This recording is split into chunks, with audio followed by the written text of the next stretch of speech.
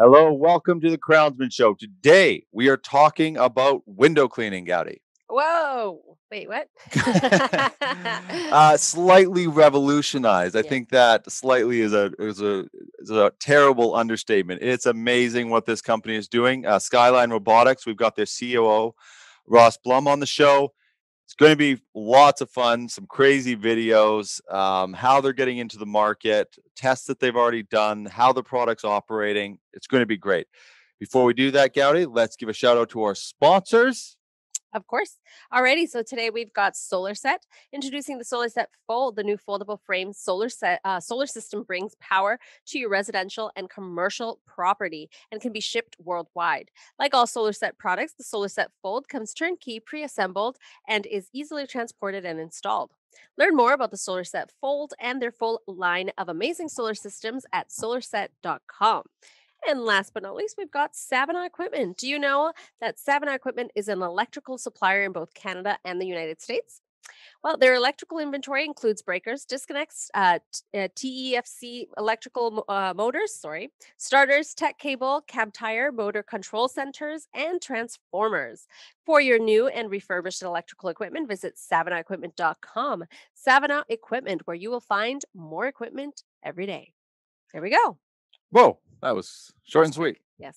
Let's Okay. get to it, to the awesome part. Okay. Ross, to be fully transparent to the audience, this is our second conversation. We, on Crownsman's end, we lost your first interview, so we're going to give it another try. Hopefully you're not too sick of us yet. Oh no, guys! Thanks for having me back, and look forward to even better conversation this time. Yeah, that's the approach we need. Um, you know, you every new to me, Rory booked the show, and then I started looking at what you're doing. It's absolutely amazing. Let's just get it right out of the way. You don't have a new rope system for scaling walls to wash windows. That's not what you're doing. No, not even close to that. We believe that automation and this sort of macro trend in that direction is coming for everything. Window cleaning is just part of it, but no, this is much more than just a few automated ropes. We really leverage deep tech and future technologies, and create something truly special. Is it how long has the company been around for? The company was incorporated about 5 years ago, primarily operating, in the form of sort of building the product for the last few years. And now we're just sort of on the precipice of the commercialization phase of the business. Yeah, you've actually had these machines on the side of buildings washing them. Oh, 100%. And, you can certainly, potentially walk around Tel Aviv and on any given day, see one of our units up on a building. That doesn't mean that we're, out there performing full cleaning operations. We do a lot of testing. The world is our lab, and we have some great partnerships with buildings, throughout the Israeli market, where we're, always welcome to come back, be there for a few days, and, make sure that, the production releases are in good shape. Yeah, that's actually funny. Literally about 2 or 3 days ago, my wife said that she really wanted to go to Israel. So I'm going to have to get you to direct me to where these buildings are. A little extra advertising. We would Um, love you. Would love to. okay, so let's go. Let's talk a little bit about the industry before we actually get into the product. The the exterior management of buildings has really it's sort of an old it's an old business, really hasn't been updated. That's my understanding of it. Yeah, it's quite archaic, and the techniques are anachronistic, and all those good sort of fun words that make it feel like a part of the past. But really, since skyscrapers were built, cleaning windows has always been a tough problem to solve. Historically, people would hang outside of the window until really like the mid 20th century. And what I mean by that is like literally they would walk from the inside of the window, stand on the ledge, and clean the window, while sort of hanging without security, however many feet, above the ground. Eventually, they did begin to fasten themselves, to window frames, to at least make it, more secure, but still going from that sort of like indoor to outdoor, mechanic in order to be able to clean each window. Really, once you start getting to like the mid to late 20th century, You start to see these elevated scaffolds or baskets that we're now really accustomed to seeing, being utilized for window cleaning. I think people generally see, two humans on the side of the building, standing on a platform, and so it's those platforms that I'm speaking about. But really, for the majority of the work that's done today, they leverage, what's called a building maintenance unit, or a BMU. A BMU is actually a large crane that's located on the top of a skyscraper that enables all types of facade access work. Window cleaning, certainly the largest, but not the only vertical of work that's completed there. So you can think of things like inspection or masonry, polishing, painting, window repair, et cetera. Can you see a world, and we'll get a video brought up just so that people can see what we're actually talking about, and it's just sort of how amazing it is. By the way, I was so glad when you had videos, because we've had people actually not come on the show because they're in the market, they've got prototypes, and they've actually have clients and the whole thing, but they don't have videos, and it's really hard to sort of communicate it. But you have them, which is nice. Now you've focused on the window cleaning. That those other aspects, I mean, that must be somewhere that you're looking to develop into as well. 100%. We see a lot of product extensions with our flagship product, which we call Ozmo. But first and foremost, we know we have to prove ourselves within the world of window cleaning. And then we feel very comfortable, and have already begun to analyze how we might approach those other services that are completed on a facade. But at the end of the day, with Osmo, we want to own the facade. There's a lot of people who focus on either indoor robotics or indoor operations of a building to promote efficiency in that way. But we're unique. We think about the most variable, challenging environment, and really want to let the technology shine in that direction. The development of this product must have been quite a phase. I mean, that did the when the company started. Actually, I want to go into more your role with the company, because they've done the testing, they built the equipment. Now they're pushing out into the market. Was that your role coming in? What is sort of your day to day with the company? Sure. So, my title is the COO of Skyline Robotics, but every single person on our teams that I know knows that I call myself a janitor. My job at the end of the day is to clean things up and make them work better across every facet of the business. So when I come into the office, remotely or otherwise, we just want to push ourselves to be just 1% better, each and every day. All that I ask our team to do is to come in with an open mind, a positive attitude, and ready to contribute.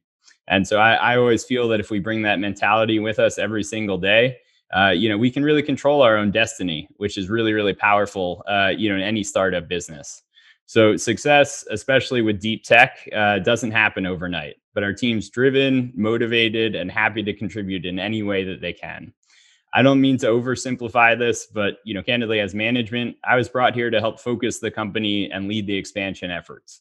We love Israel, love being an Israeli company, but our aspirations go well beyond that market. We know we have a global product because there's buildings everywhere and there's skyscrapers everywhere.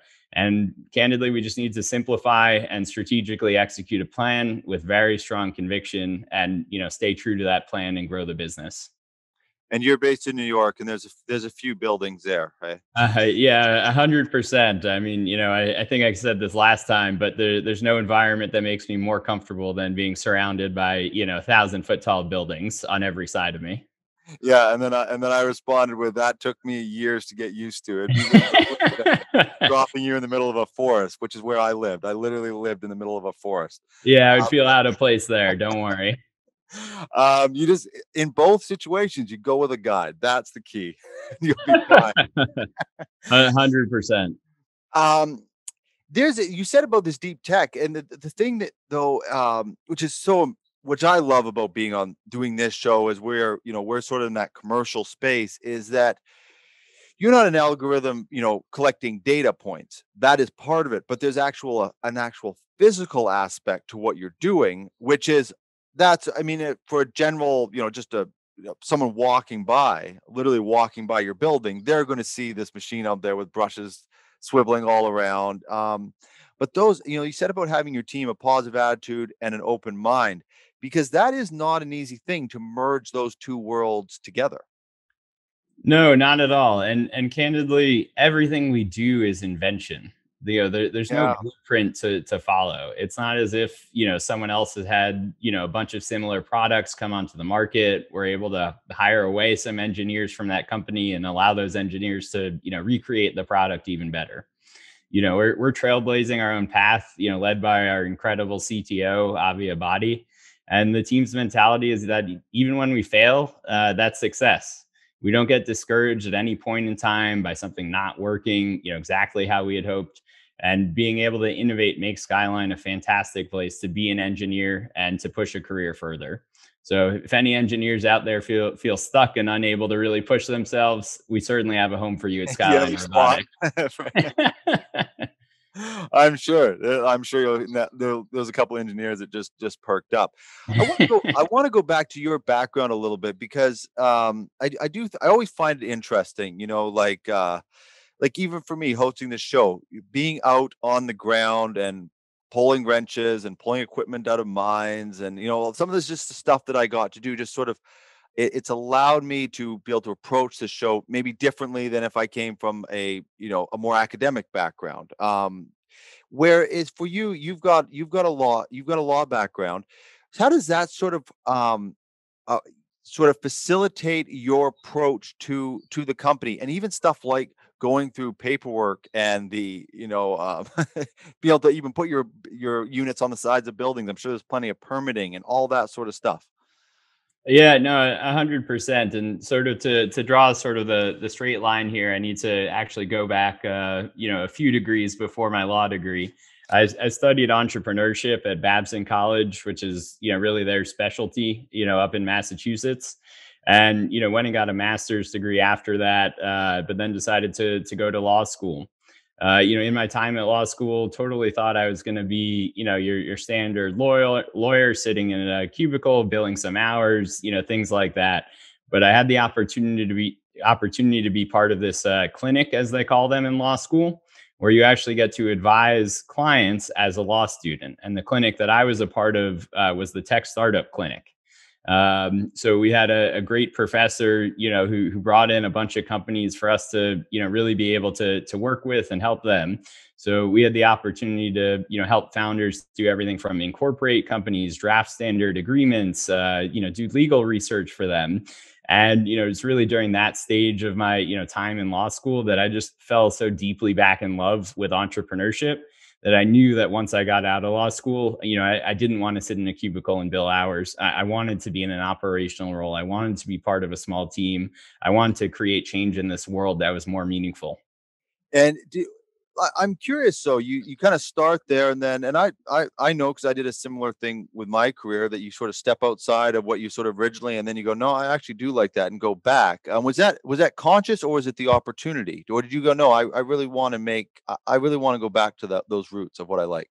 Yeah, it was the type of thing that the tech startup clinic at Cardozo, where I went to law school, was actually like basically brand new.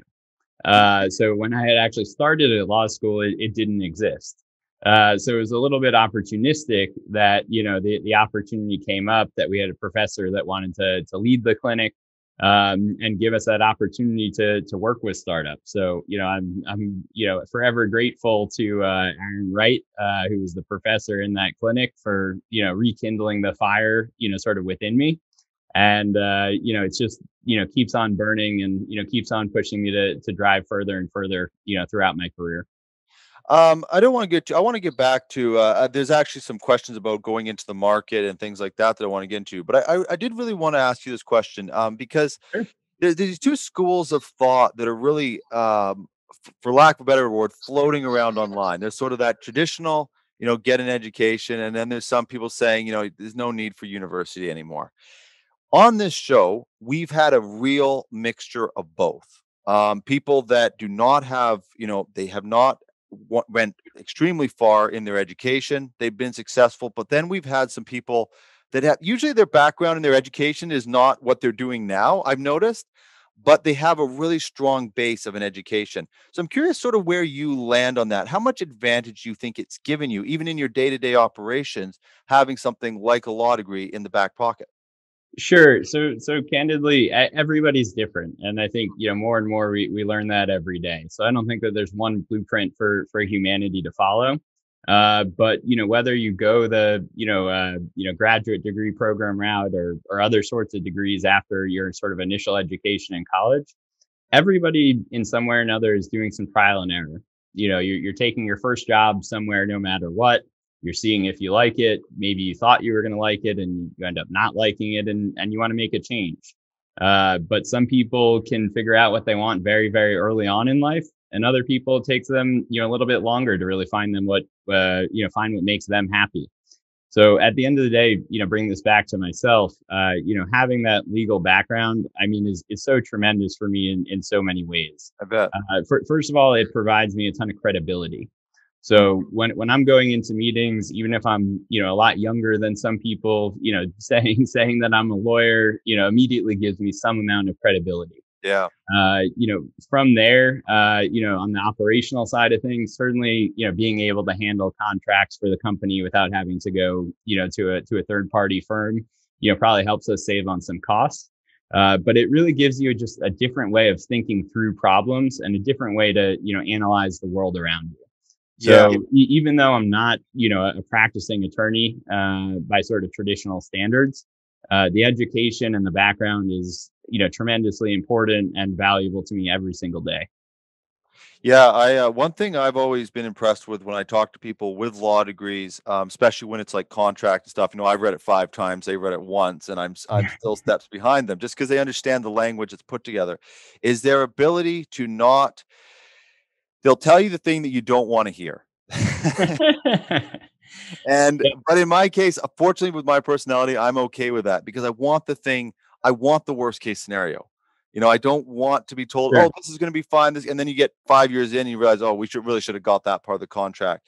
And I'm sure with what you're doing, I want to pivot this into getting into the market. I'm sure with what you're doing, you're able to automatically look for some of those worst case scenarios and sort of get your team ready to sort of combat that. 100%. A big part of law school is being able to understand and analyze risk from a various, number of sort of perspectives. And we all, have different sort of, risk tolerances at the end of the day, both as individuals and company to company. So, being able to understand the risks is a fundamental and important, baseline to have.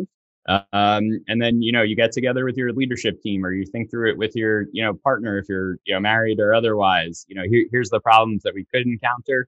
Are we willing to sort of accept these risks and keep pushing forward, or do we want to come back and try to make some edits to this document to make us feel more comfortable? Yeah. So this is, something that you can use, many times a day in everyday life. Even if I'm not, hired by a Fortune 500 company to, do their legal work. Yeah, no, it's a huge advantage, especially when you're in a market. Like you said, you're not following a blueprint. You are literally creating a new way of doing something. And that needs those variables, the negative variables need to be looked at. And I want to talk about one thing I wanted to ask you about as well is I want to sort of set up the industry as well because right now it's all off contracts, right? These big windows cleaning companies, they have these contracts on these buildings on all over them in major cities. So what are you trying to do to get your product into the market? Yeah, no, it's a great, point that you just made, Jared. When we started to think through, expansion, we talked first about, can we do this as a first party company, be a window cleaning, company at the end of the day. We went in to study a bunch of different markets. We understood the major players in each market. Candidly, we understood how long, some of these contracts have been in place for. And typically window cleaning can actually be bundled with a suite of other services, from a service provider to a building.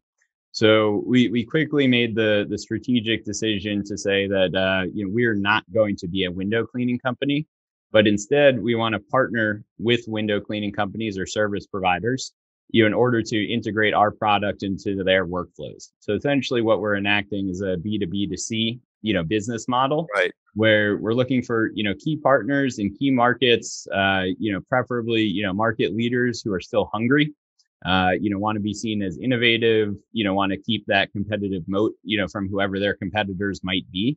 But in the United States alone, there's about 125,000 window cleaning companies, Really? with no company owning more than 4.5%, of the U.S. market. Now, some of these are very much, mom and pop shops in rural areas, but the market is incredibly fragmented. No matter sort of which market on a regional basis you're looking at. But nonetheless, our focus is on trying to find, the biggest and the best out there, work with them, integrate our product into their workflows, allow them to see increased profit margins, and, have some happy customers at the end of the day. Strategically, it also allows us to focus on fewer and fewer people. What I mean by that is that if we were a first party window cleaning company, I mean, we'd have to reach out to tens of thousands of buildings, like across the globe. And just the overhead to, support that sales funnel is, tremendous. But if we take this, B2B2C, model, we really only have to target, one or two, key people in a given market, get very comfortable with them, make sure that we're, strategically aligned, that we have the same sort of vision for the future, and, really be able to isolate, some, really important market participants in what's been described to me as the biggest small market business in the world. So, it's fascinating, but, again, we firmly believe that we do not want to be a window cleaning company, but we just want to be an incredibly high powered tool for the current market participants. What's the workforce like in that industry? Is it an aging out workforce? Is there plenty of people coming into it? What's sort of the setup there? Yeah, so I'm going to give you some U.S. statistics here. So across the U.S., about 74% of window cleaners are above the age of 40, and only 10% are between the ages of 20 and 30. So, naturally, you're seeing a sort of an aging workforce with very few people signing up. My sort of analysis on why so few people are signing up is because, there's many more different types of job opportunities today that, people can pursue rather than, 30, 40, 50 years ago. Yeah. Being a window cleaner, I think at some point was actually like pretty prestigious. Being a window cleaner on the Empire State Building is a world-class job. But the way that technology has sort of evolved the world around us, there's actually so many new and different opportunities for young people to pursue. So there is an aging workforce, and we want to enhance that workforce, working collaboratively with our product Ozmo. How about the integration of the product into current infrastructure? Buildings over, I don't know, let's say 10 stories. Do they all have a similar system, or is there a lot of variable there? Yeah, I mean, I think if let me take this opportunity maybe to just talk through, how our product or why our product is the way that it is and why we feel, very comfortable, coming to market, with it in general. So, when the company was started, our CTO, Avi Abadi, was thinking through the creation of the system. Certainly, he did a deep dive on all other products that had attempted to come to market. There was really three big things that stood out to him. So first, previous attempts, which could date back, 10 years, 20 years, et cetera, had used older technology, and therefore they weren't really leveraging, deep tech in terms of AI, machine learning, and computer vision that we really leverage, with Ozmo. The second thing was that a lot of the older products had actually required custom infrastructure to be installed at a building, which made them really like cost prohibitive to even use on a trial basis. When you talk about implementing custom infrastructure on a building, certainly in a lot of key markets around the globe, that actually invites the regulators to come in and say, is this infrastructural adjustment okay or not okay? And so you actually bring in this third party who can, sort of prevent you from actually implementing that infrastructure. And the third piece was that no one had attempted to mimic sort of like the human motion to that point. So to this point in time, inclusive of today, what I mean by this is that no one had used a robotic arm in their implementation. The majority of the other products that have attempted to come to market are much more, if you can imagine going through a car wash and those sort of like spinning cylindrical brushes. So if you can imagine that sort of turned sideways and descending vertically, down the side of the building, that had been sort of like the previous implementations of automated window cleaning, or at least attempts at it. So, really when thinking through the design of the product, Avi was able to identify these key pain points about previous products, learn from them, and obviously what went wrong for them so that we could be so much better with Ozmo. So we use building infrastructure as it exists today. Those elevated scaffolds or baskets that I mentioned before, our system plugs right into those. It's not a permanent install. It can be moved out of the basket, certainly as well, to allow for other facade access work to happen. But those are sort of like the three key points that, Avi really uncovered very early on. And we knew that we needed something that did plug into existing infrastructure to avoid all the headaches that could come along with, any other option. I mean, that must just be huge, like absolutely huge to be able to enter the market. If you're operating a building and someone says, "Yeah, we're going to put a new crane out there, we're going to get a permit in," and then of course, while they're doing that permit, they're going to be looking at other stuff on your building. And it's just like, yeah, no, not you're Yeah, 100%. It opens a different set of a can of worms than anyone else might face, like ourselves, just using the existing infrastructure. What about the AI part of it? Is that I'm very as many shows as I've done about AI, it's always different depending on the application. So is the AI part of it? What is it doing? Is it figuring out how tall the building is? If there's crevices, like where is that playing or documenting the building itself? What is it doing? Sure. So, when the robot's sort of descending down the side of the building, a number of things are happening. First of all, it's controlling the descent of the crane. So the robotic, cleaning motion, ties very nicely, with the robot's ability to descend the cradle. So it is consistently mapping, the surface of the building, and every second we sort of reanalyze the cleaning path 250 times per second.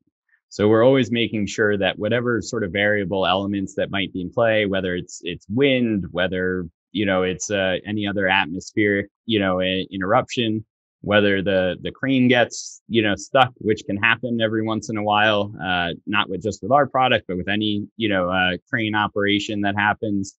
Osmo is consistently sort of in control of that descent and the cleaning operation. So we have a suite of sort of cameras and sensors that are embedded throughout different portions of the system. And, that the AI is bringing all that information together and constantly making quick decisions about what's the best and most efficient path to clean the facade. I just wanted to quickly go back to, you mentioned in Israel, that you've seen these units, and now, obviously there's a huge market that you're looking into now. That evolution of the product, I don't know if you've got any old pictures and that sort of thing. Was the concept was the concept always what it was today? I know you weren't there at the very beginning of the company, but or did it evolve to be what it is now?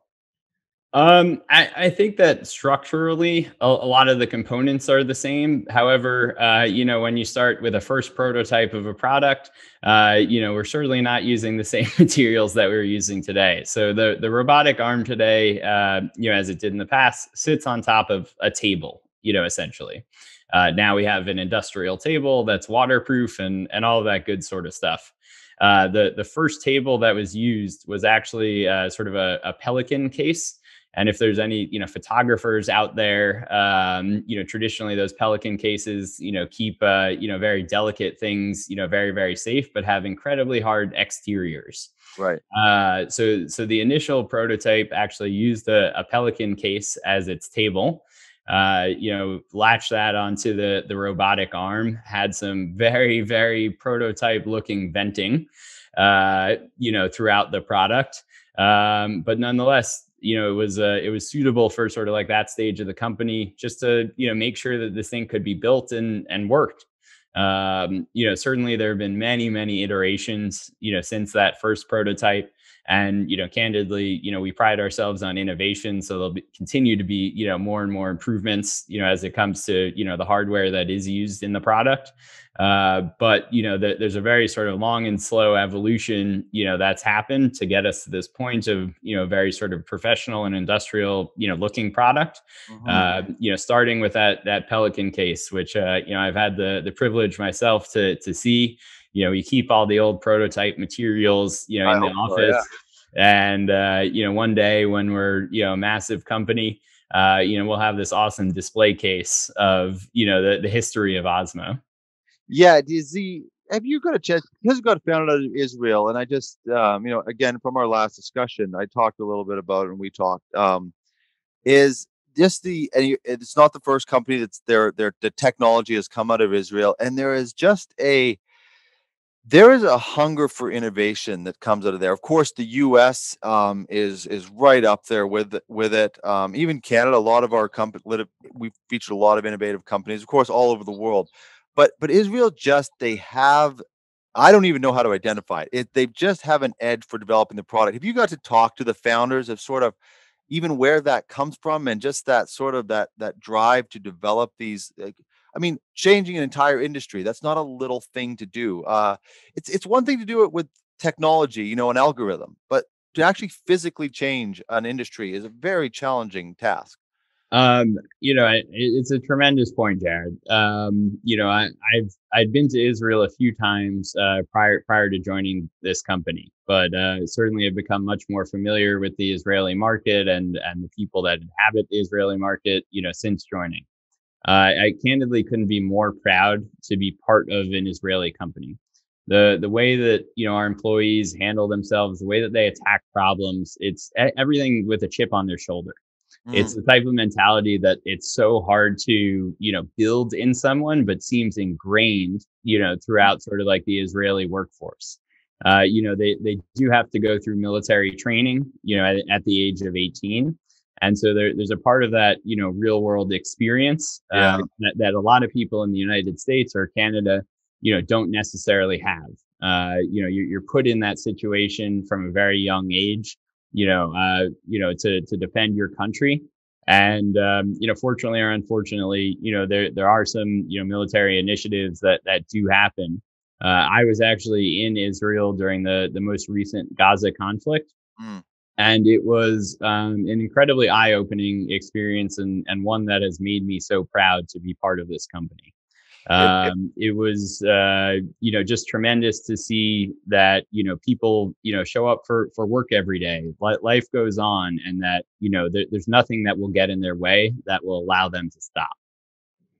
Yeah, that might be the key. There is just that like we are not going to stop. And then I think that military, and I'm not advocating that Canada has mandatory military service or anything like that. It's a necessary thing there, and I understand that. But talking to people that have served in the military, including our own Canadian military, it just when they do something, it does give you an edge. I think because once you know how to do something structured, it's hard to undo that. And if you've got a little bit of drive in you, those things together give you a real edge just alone. 100%. And again, just the, the creativity with which they sort of like apply their determination, as sort of like an Israeli people is tremendous, and something that, is eye opening every single day of the week, for me. So it's an extreme, privilege to be part of an Israeli company, and, couldn't be more proud. What is the sort of the next phase? Is it going to be, I guess you have, I'm going to go out and I'm going to take a guess that you have to get out into the market more and get the window cleaning companies actually operating them, train them, things like that. But then on your R&D side, you've got to develop these other services like inspection. Yeah, 100%. I think, I need to leave you with a few cliffhangers, unfortunately, but we do have some, big announcements that, we're expecting out very, very soon, which should send a message to everyone around the globe in terms of the quality of partners, that we're out there looking for, and what those partners feel that we can bring to the table. But we're not done with sort of, the core Ozmo roadmap. We know that there's a number of ways that we can make the product even more and more, efficient. which is going to help us sort of open up more and more market opportunities. What I mean by that is, we're attacking sort of, the number of people on site, but not replacing, all the people that are on site at a building. Right. So market to market, there are very different sort of like labor rates, which make sort of unit economics of the product, different across different markets. So we know we need to open up all the global markets, and we have the, roadmap to get us there. But, we're not quite finished with that roadmap yet. And so there's still a decent amount of development that, is really focused on efficiency, and not just sort of, completing the product, but really improving the product from there. As we're building that, more efficient product over time, we will begin, that process to, integrate, other services, into Ozmo. And so, we have, big ambitions, for what Ozmo can do, not just for Skyline Robotics, but to, window cleaners and service providers, around the globe. And, we come in hungry and happy, every single day to make that possible. It's going to be exciting to watch, and we do these interviews, but please, as those announcements come through, send them over to us or tag our company so we can share it out. That, and I think it's something good. There's something I've learned doing this show is that I quite quickly know the legitimacy of a company once they hear that they get to sit here for an hour and talk. They either are excited about it or they go, And it really tells me all I need to know about the company. It's actually a quality control thing of ours, because we could do 5 minutes and pretty much any country or any company under the sun could come on and look good for 5 minutes. But there's something about a company, especially one that's only 5 years old, that is willing to walk through their process and their approach and their designs and actually unpack it. And so I hope we get to either you get to come back on or let us know and we can share out some of these announcements you have, because it'll be great to follow. Yeah, 100%. We'd love to be back. We're happy to keep you guys, informed. It's, always a pleasure speaking with you. Thanks a lot, Ross. Hope you have you back. Appreciate it. Okay, so that's window cleaning 101 there. Got it. But it looks, compared to what you usually see your typical window cleaning, it doesn't compare at all. It's not just window cleaning. I fully support them being in the market, but at some point, I know 50 years from now, it's not going to be, but I always thought it was pretty cool when people are hanging and the ropes hit me in the face as I'm walking by. It's great. Okay. Where can people follow, and subscribe? All right. Yeah. Subscribe to our YouTube channel so that you don't miss a single episode. And you can watch this one, obviously. Share.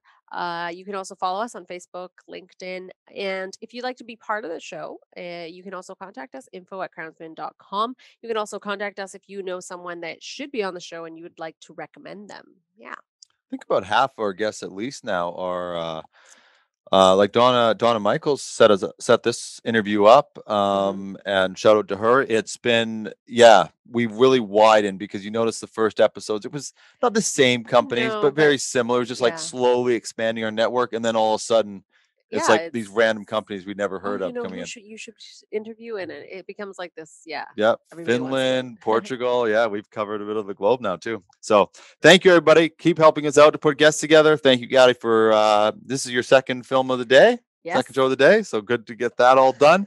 Thank you for watching. We'll see you on the next episode of The Crownsmen Show.